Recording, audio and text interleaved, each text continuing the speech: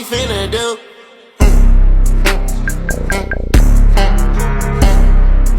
Talking, I'm in love, baby, don't make a fuss. And a hotel lobby, damn, I'll pack it up. Herkese selamlar. Ben Darth Vader. Bugün sizlere nasıl markette bias oluşturmanız gerektiğini ve bu biası oluşturduktan sonra yapıları kullanarak nasıl işlem alacaksınız, hangi günlerde işlem almaktan kaçınmanız gerektiğini bunlardan bahsedeceğim. Bunu eğer ki net bir şekilde kavrarsanız trade serüveniniz çok rahatlayacaktır. Buna emin olabilirsiniz. Eğer hazırsanız, çayınızı kahvenizi aldıysanız başlayalım. Şimdi ilk olarak sterlinden başlayacağım. Şimdi hızlıca baktığımız zaman ne görüyoruz? Fiyatımız burada bir low manipülasyonu gerçekleştirmiş. İç yapıda bir high. Daha sonra günlükte low'larını koruyaraktan yukarı yönlü bir flow başlatmış. Şimdi ben burada pazartesi günü açılış geldiği vakit ne bekleyeceğim? Bu gün içerisinde, şu gün içerisinde fiyatın bir mitige yapısı var mı? Yani benim için fiyatı yukarı gönderecek herhangi bir mitige bölgem, mitige yapımım, işte FVG var mı? Buna bakacağım.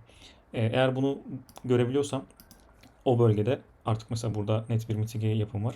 O bölgede artık fiyatın low'larını koruyaraktan, işte market kırılımı gerçekleştirerekten ve en son bizim için önemli olan şey manipülasyonu gerçekleştirdikten sonra biz ne yapacağız? Entry alacağız. Şimdi buraya baktığımız zaman ne gördük? Mitige yapımız burada net. Zaten günlükte low'larımızı koruyaraktan yukarı bir flow'umuz var. İç yapısına indiğimiz zaman hemen 1 dakikalık indiğimiz, çünkü işlemim 1 dakikalıktaydı.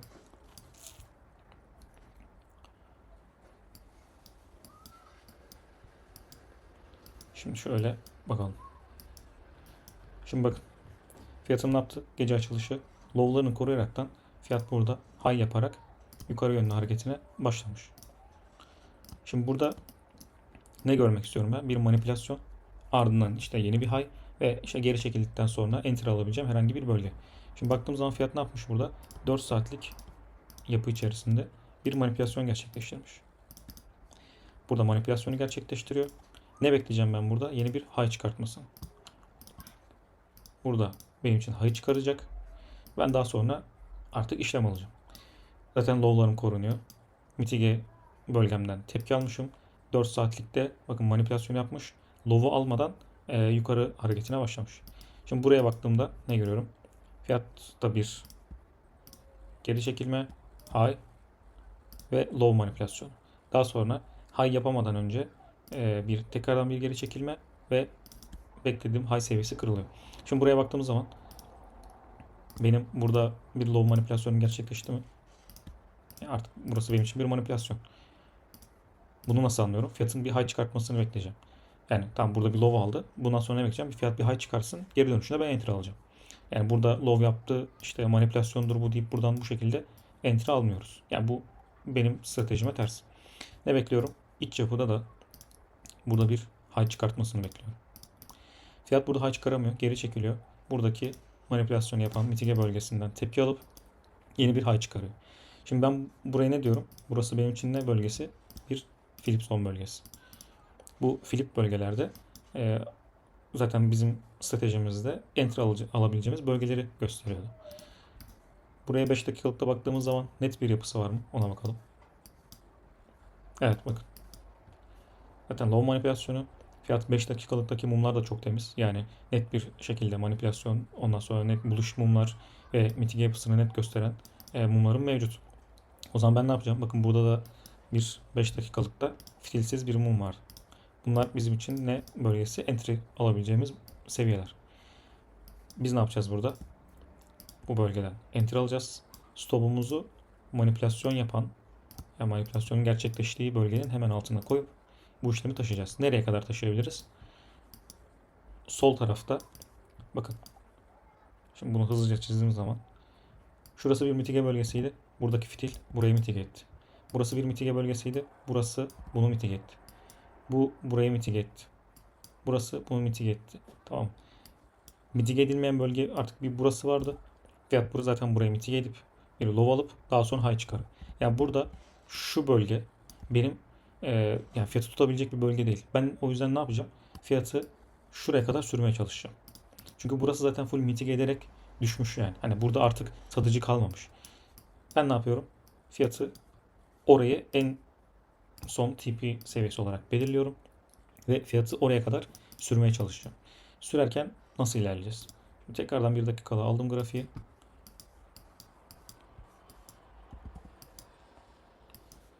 Burada nasıl süreceğiz ona bakalım. Şimdi eğer ki bu flip bölgeyi göremediyseniz low'dan high'a Fibonacci çekip oto bölgesi neydi bizim? Entry bölgemiz. Yani hiçbir şey göremedin. Ama diyorsun ki ya artık bu bölgeden başka dönebilecek bölgesi yok bu fiyatın. Nasıl entry alacağım? Direkt otoya çekeceksiniz. Otoya entry atıp stop'u low'a çekeceksiniz ve işlemi sürmeye çalışacaksınız. Burada da zaten oto bölgesi gelmiş ve net bir şekilde direkt buradan high çıkartmış. Şimdi high'ı çıkarttım. Ben artık bu saatten sonra ne yapabilirim? Fiyatı entry stop çekebilirim. Niye? Çünkü zaten yeni bir high geldi. Ben artık fiyatın zaten dip bölgeden girmişim. Artık bunun altına çok sarkmasını istemiyorum. Baktım burada neyim var? Bir algo mumum var. Fiyatın fitilsiz açılış yaptığı yer. Burada da az önce 5 dakikalıktaki olan yer buradaydı. Bakın burası. Fiyat ne yapıyor? Aslında buraya almaya geliyor. Buraya aldıktan sonra fiyat yeni bir high çıkar. Aynı şekilde burada da bir geri çekilme. Burayı aldı ve yeni high. Bu high'lar devam ettiği sürece biz ne yapacağız? İşlemi ana TP'mize kadar sürmeye çalışacağız. Şimdi burada bir high vardı. Değil mi? Burada low'um, high'ım. Fiyat ne yaptı burada? Bu yapı içerisinde bir manipülasyon gerçekleştirdi. Manipülasyon peki yani manipülasyonun geldiği nokta neresi? Bakın buradaki high çıkaramayan son flip bölgem. Bakın burada high yok. High çıkarmadan önce bir geri çekilme ve sonra high yapıyor. Buradası neydi benim? Flip bölgem. Buraya geldi. Mitige etti. Hem de iç yapıda bir manipülasyonu gerçekleştirdi. Ben artık fiyatın bu bölgenin altına salmadığı sürece işlemi hedefime kadar taşıyabilirim. Fiyat daha sonra ne yapıyor zaten? Burada range yapıyor, range oluşturuyor. Daha sonra high. Ana tipime geldi mi? Geldi. Artık benim için zaten burada işlemden çıkmam gerekiyor. Daha fazla sürmenin, işte buradan ben high'a kadar süreceğim demenin bir manası yok. Şimdi bundan sonra zaten net bir işlemim yok. Yani o pazartesi günü şeyinde. Ama burada fiyatı nasıl sürüyorum? Benim zaten grafiklerimde en çok gördüğüm şey bu 4 saatlik mumları kutulayan bir yapı. Ben çoğunlukla işte 4 saatlik low'ları almadığı sürece fiyatın işte mesela bullish flow'una devam etmesini bekliyorum. İşte mesela burada 4 saatlik low'um neresi? İşte burası. Fiyat 4 saatlik daha yaptı mı? Burada 4 saatlikte low'ları koruyarak gidiyor. Ben ne bekleyeceğim? 4 saatlikteki low'ları koruyaraktan net mitige yapıları varsa ki mesela burada bakın net bir mitige bölgem mevcut. Fiyatın buralardan tepki alıp tekrardan yukarı devam etmesini bekleyeceğim. Fiyatın ne yapıyor? 4 saatlik low'larını koruyaraktan iç yapıdaki mitige bölgelerini kullanıp high çıkarıyor. İç yapıda high'lar çıkarıyor. Bakın burada bir ufak bir low manipülasyonu ve daha sonra tekrardan high. Salı gününe geçtim. Şimdi ne bekleyeceğim ben? Benim pazartesi low'um nerede? Burada. Gece açılışıyla birlikte high yapmış mıyım? Yapmışım. Tamam. İlk amacım buradaki high hedef. Yani fiyatı buraya kadar sürmek istiyorum. Şimdi baktığımız vakit sabah London açılışı ama burada bir equal low oluşturuyor fiyat. Şimdi equal low oluşturduğu zaman ben ne olursa olsun orada herhangi bir işlem aramıyorum. Niye? Çünkü fiyatın bu bölgeleri likitte olarak kullanıp yani bu bölgeler mıknatıs gibi çekeceğini biliyorum. Yani fiyat buralara gelebileceği için o riski almıyorum. Ben ne yapıyorum? Bekliyorum. Şimdi burada equal low'larım belli, açık. Şurası zaten net bir şekilde yani birbirini mitige ederekten fiyat yükselmiş.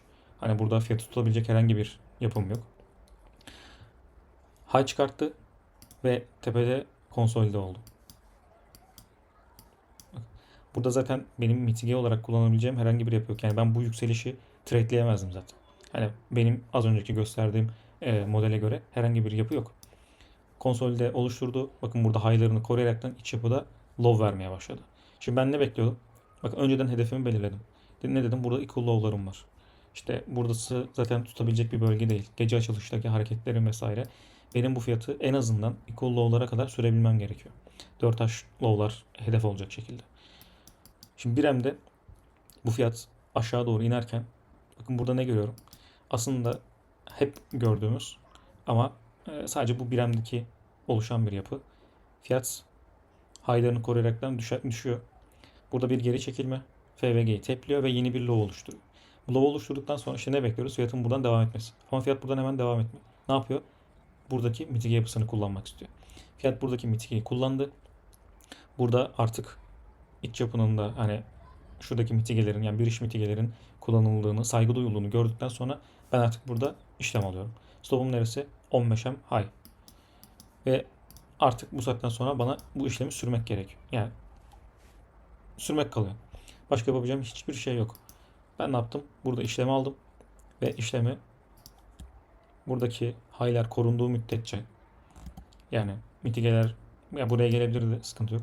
Ama burada high'lar korunmaya devam ettiği müddetçe ben işlemi buradaki iki low'lara kadar sürmeye çalıştım. Zaten işlemin %80'ini burada kapattım. Kalanının da burada 5M'de artık low veremediğini gördükten sonra şurada burada net bir şekilde görüyoruz ki bakın bir iş mumlarla nasıl 5M high'larına veya 5M mumlara saygı duyaraktan fiyatımız düşüyor. High'ım burada, high'ım burada. Burada low yapamıyor artık. Ya bu bize neyin sinyali? Ben çok nizami bir şekilde düştüm. Hedeflerimi aldım. Insight bar kapattım. İşte iç yapıda high almaya başladım. Bir geri çekilme. Bu geri çekilmenin ben nereye kadar olabileceğini biliyor muyum? Yani net olarak bir bilgim yok. Yani fiyat tamam buradaki low'ları kırdıran FVG bölgesinden tepki alıp yeni bir low oluşturmuş ama şimdi benim high'ım low'um burada net bir şekilde yok. Yani tek mum olarak bakarsam buraya kırdığı vakit benim işlemden çıkmam gerekiyor. Hani çünkü şuraya kadar geri çekilir veya işte buralara kadar geri çekilir diyebileceğim bir bölgem yok. Ben ne yaptım? Burada işlem aldıktan sonra artık zaten burada low'u alınca işlemimi %80'ini kapatmıştım. Burada da insight barlar oluşmaya başlayıp 5 dakikalık da high'lar alınmaya başlayınca işlemin tamamını ortalama işte bu seviyelerde kapatmış oldum. Daha sonra zaten haber, wiki ve aşağı doğru hareket devam ediyor. Şimdi ben bu haber wiklerinde sizlere bir şey söylemiştim. Bu tarzda wikler gördüyseniz eğer bullish flow'a geçiş anında hedefleriniz buralar olabilir. Bakın burada da benzer bir mum yani yine bir haber hareketi. Bu haber ne yapıyor? Haber geldi. Wick bıraktı. Hemen geri çekildi bir low manipülasyon. Bunları direkt bu haberlere özel aslında hani kullandığım bir yapı. Bu Wick'i gördükten sonra ve fiyat direkt low'u alıyorsa ve devamında size bir mitige yapısı bırakıyorsa hedefiniz bu Wick'i alacak şekilde olabilir.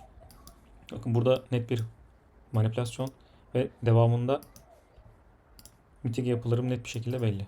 Yani mumlar birbirini mitige ederekten yukarı doğru çıkıyor. Yani buralarda entry alıp fiyatı buradaki wick'e kadar sürebilirsiniz. Bu işlemi ben almadım.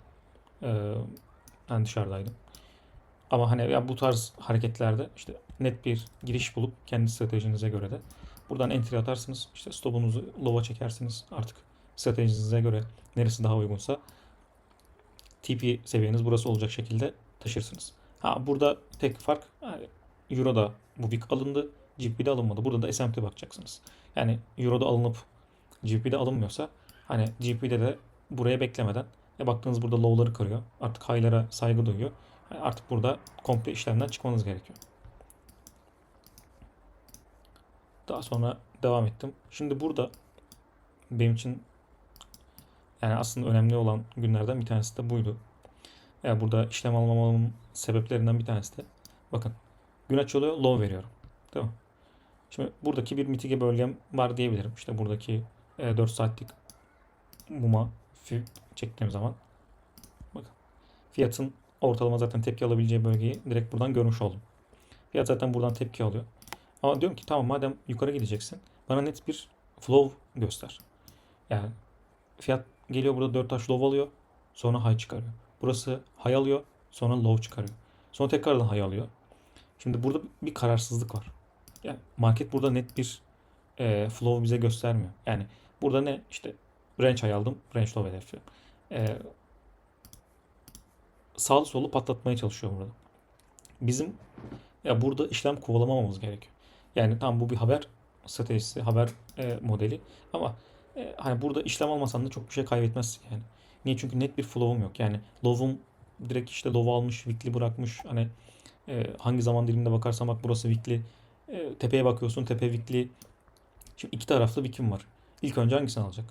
Ya burayı da alabilir, burayı da alabilir. Bakıyorsun fiyat geliyor buraya alıyor. CPI günü fiyat burada net bir şekilde yani daily low alıyor.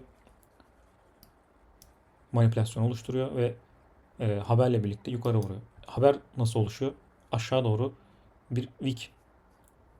Yani yukarı giderken de şimdi tamam ben bu haberi gördükten sonra ne dedim? Fiyat buradaki high'ları alacak. Çünkü bunlar da bir haber wiki aslında.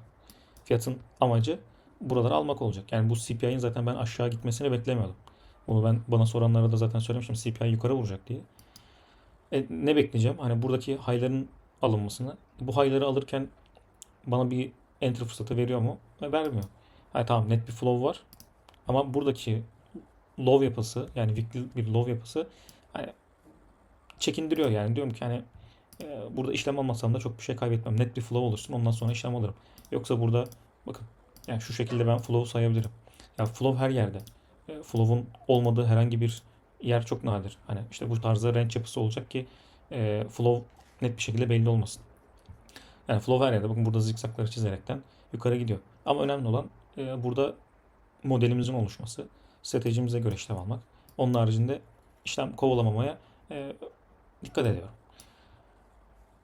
Bu cuma günü. Cuma günleri pek işlem almayı sevmem. Ama burada net bir yapı olduğu için cuma vakti bir işleme girdim. Burada da gece hareketiyle Euro'da bir SMT mevcut. Fiyat burada London açılışıyla işte low aldı, geri çekildi. 4 saatlikte mumu manipüle etti. Buraya manipüle ettikten sonra tekrardan fiyat low verdi. Şimdi bu low verdikten sonra bu işlemi zaten 15'eme yarım saatlik e, time frame'e göre aldım. Bakın zaten o yarım 30 dakikalık grafikte net bir mitige bölgem aslında. Yani bu yapının aynısını mitigation block videosunda bahsetmiştim. Ya ona binaen zaten bu işlemi aldım. Burada bir inversion var. Net bir FVG zaten. Fiyatın bu zaten bu FVG içerisinde bir yerden dönmesini bekleyeceğim. Bakıyorum burada bir küçük bir inversion bölgem var. Tamam diyorum burası benim için entry bölgem. Stop'um neresi olacak? High. Yani bunun şey yok. High. TP neresi? Hemen 4 saatlikte bütün zaman dilimlerinde geçiş yapıyorum. Ne görüyorum? Yani burada ne kadar benim hedefim buradaki low olsa da burada bir sonuçta mitige yapısı var. Yani fiyat şunu yapabilir diye düşünüyorum. Gelir. Fiyatı buluş olarak düşünenleri burada alır ve tepki verir. Yani aşağıda gidebilir buradan ama en azından bu tepkiyi içeride olmamak için benim ne yapmam gerekiyor? İşte 4H order bloğu dokunduğu vakit benim işlemden çıkmam gerekiyor. Ha bu fiyat tekrardan burada aşağı yönlü flow'u başlatır. O zaman derim ki tamam benim hedefim artık burası. Fiyat çünkü buradaki mitigeyi kullandı. High çıkaramadı ve buradaki CPI haber low'umu almaya da gidecek. Bunu diyebilirim. Euro'da baktığımız zaman aynı işlemleri burada da mevcuttu. Hemen hızlıca bunları da göstereyim.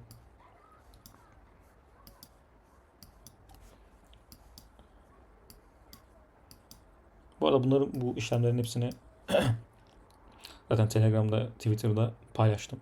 Zaten anlattıklarım hepsi zaten bir model üzerine olmuş işlemler. Hani herhangi farklı bir yapı anlatmıyorum.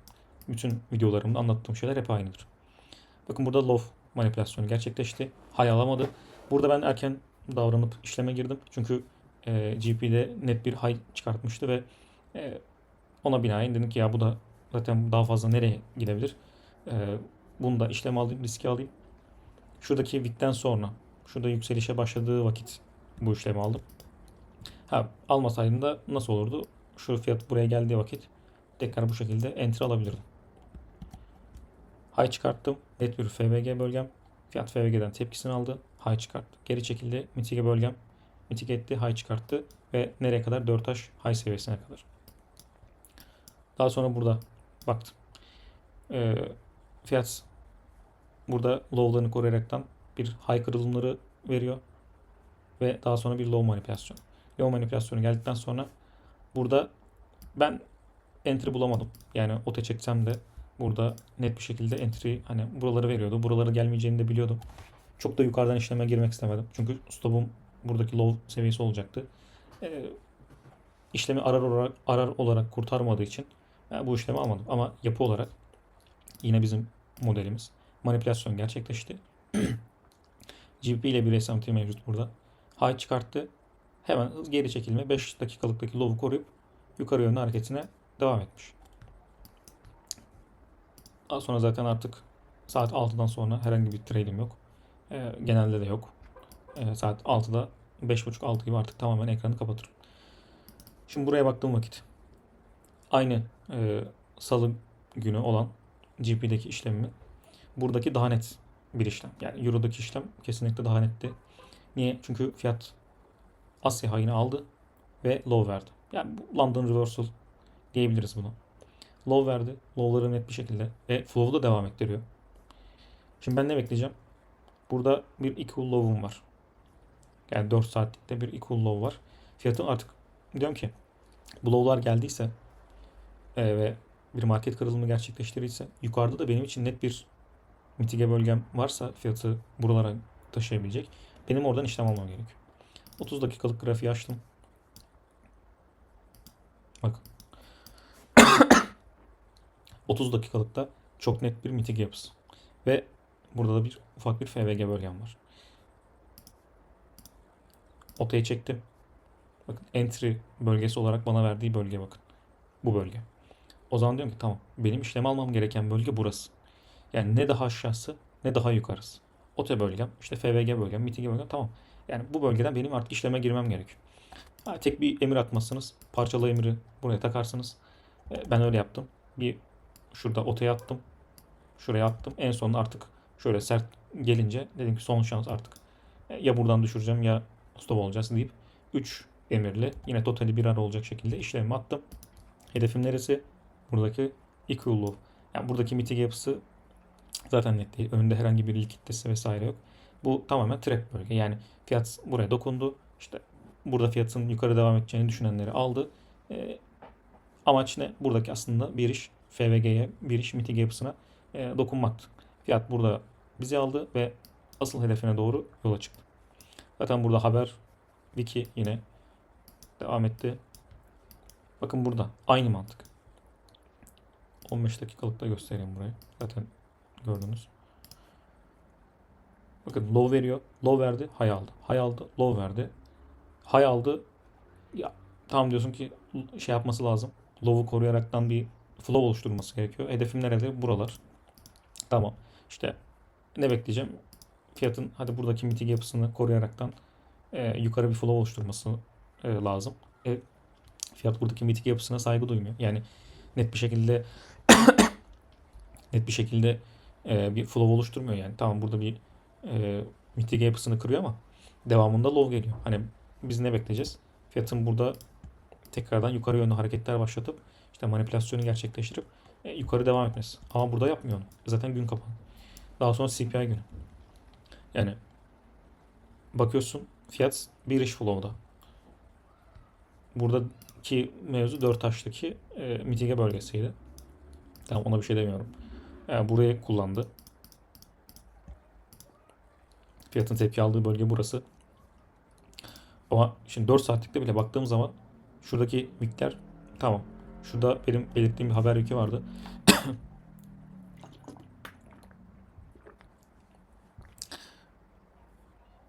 Bu wickleri alması lazım. Bu wiki alması lazım. Burada da yani kötü bir low var. Burayı da alması lazım. Net bir biasımız yok. Low'lara bakıyorsun. Hani ben bu low'lara şey diyemem. İşte bu fiyatı burası koruyacak. Ben buradan alayım işte stopumu da şöyle bir low'a çekeyim. Bu low'un korunması lazım falan deyip bu şekilde işlem atamam. Bu buradan mesela tepki aldı. Ee, ya bu artık fiyat ne yapabilir diye düşünecek olursam şunu düşünüyorum. Pazartesi açılışıyla birlikte fiyat yukarı devam eder. Hızlı bir şekilde buradaki high'larını temizler. Ondan sonra artık bir iş flow'a dönüp buradaki low'ları hedefleyebilir. Bunu oynayacağım. Yani başka çünkü aklıma gelen bir yapı yok. Yani ya buradan direkt aşağı inip bu low'ları alacak ya da ilk önce yukarıyı temizleyip İyice buradaki bakın high'ları temizleyecek. Buradaki high'ı temizleyecek.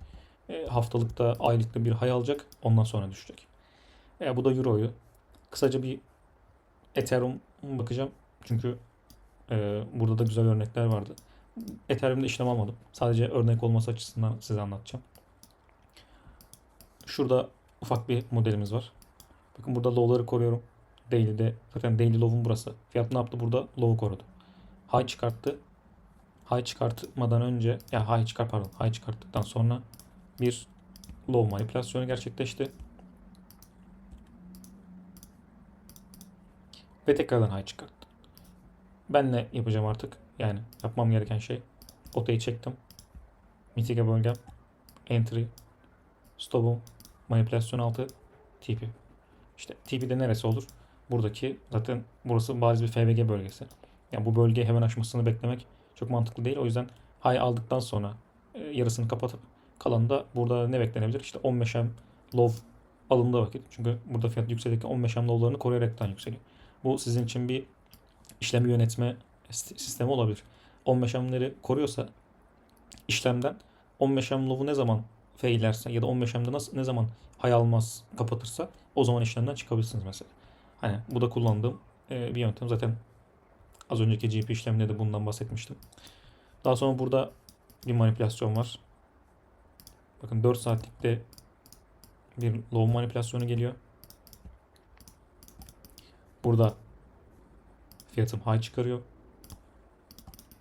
Haberle birlikte yani tamam haber geldi. Sert bir ama şimdi Ethereum olduğu için çok hareketlerine hakim değilim. Yani Ethereum üzerinde çok bir datam yok ama yapı olaraktan ne bekleyeceğiz? Yani ne yapmamız gerekiyor? Fiyat buraya bir geri çekilim olarak alıp stopumu low manipülasyonuna koyup artık 4 taş low'ların korunarak yukarı devam etmesini bekleyeceğim. Niye? Çünkü aslında burada benim bir modelim var. High'ım işte burada low manipülasyonu ve low'um. Hani oluştu. Artık ben bu saatten sonra bu fiyatın yukarı devam etmesini bekleyeceğim. Bakıyorum fiyat burada FVG bölgesinden tepki alıyor. Buradaki iç yapı likiditesini aldı. High çıkarttı. 4 saatlik low'um burada. Bakın 4 saatlik low'um burada. Nasıl nizami bir şekilde fiyat koruyor. Burada da koruyor mu? 503. Mesela bak. Equal low değil. Hemen bir tık üzerinde kapatmış yani. 16 centte. Hani yine koruyor. Koruyor. Nereye kadar? High aldı. Inside barlar. High'lar korunmaya başladı. Ve net bir şekilde low. Low geldikten sonra zaten fiyat şu anda anlık olarak da yukarı devam etmiyor. High'larını koruyaraktan devam ediyor. Demek ki burada ne diyeceksin? Tamam fiyat bir geri çekilmeye başladı. Hani şu anda buradan herhangi bir long pozisyon almaya çalışmıyor. İşte hani burada tamam işte bu buradan yukarı gidecek deyip long almaya çalışma. Gerek yok. Şu tarzda net bir flow'u görün. Low'ların korunduğu, high'ların alındığı. İşlemi burada alın. Burada eğer işlemdeyseniz işlemleri kapatın yani. Bu da böyleydi. Ethereum Bitcoin'e bakmayacağım. Bitcoin'de zaten çok bir şey yok. Ona da kendiniz bakabilirsiniz. Bu şekilde hani bias oluşturma, nasıl işlem alınır, modelin örneklerini bu hafta da sizlere göstermeye çalıştım. Aldığım işlemler üzerinden. Umarım faydalı olmuştur.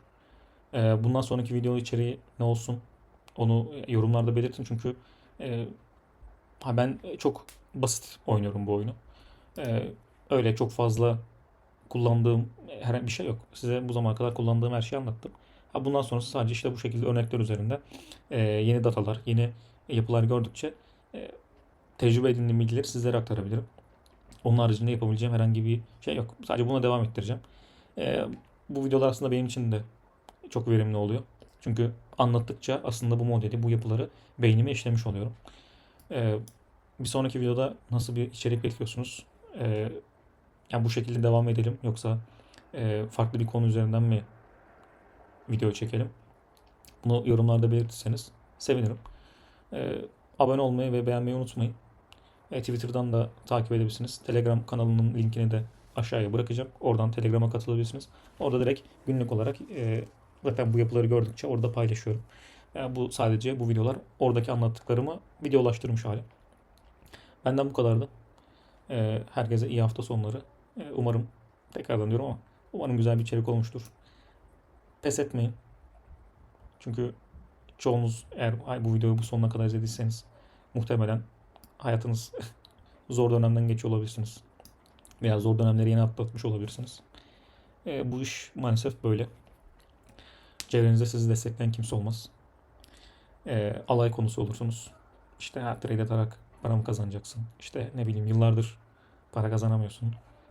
Hani bırak, aile bir noktada desteğini keser. Arkadaşlar bir noktada muhabbeti keser. Zor bir süreçtir. Tek sığınağınız Allah olsun. Başka da kimseden bir şey beklemeyin. Yazmak isterseniz her zaman DM'lerim açık. Çünkü kendim de bu e, bazı sorunlar yaşadım. O yüzden çoğunuzu anlayabilecek tecrübem var yani. Eğer ki böyle psikolojik olarak sıkıntılı bir dönemden geçiyorsanız bana yazabilirsiniz. Konuşabiliriz, dertleşebiliriz. Ee, Ama yeter ki pes etmeyin, bırakmayın. Eninde sonunda bu işte başarılı olacaksınız. Tek yapmanız gereken tek bir entry modeline sadık kalmak. İnsanlar size laf ediyor diye acele işlemler alıp işte overtrade atıp bu muhabbetlere girmemeniz gerekiyor. Bu çünkü sizi geri atan bir şey. Yani bunu da yaşadım. Hani her şey bir an önce olsun falan deyip ama işin sonuna baktığım zaman hiç böyle bir şey olmuyor. Tam tersine ya yerinizde sayıyorsunuz ya da sizi geriye atan bir durum bu. O yüzden tek bir entry modeline sadık kalın. Tek bir sisteme sadık kalın. Ve o işlem verdiği sürece alın. Bir ay sonunda ne kadar ilerlediğinizi kendi gözlerinizle şahit olun. Sağlıcakla kalın. Görüşmek üzere.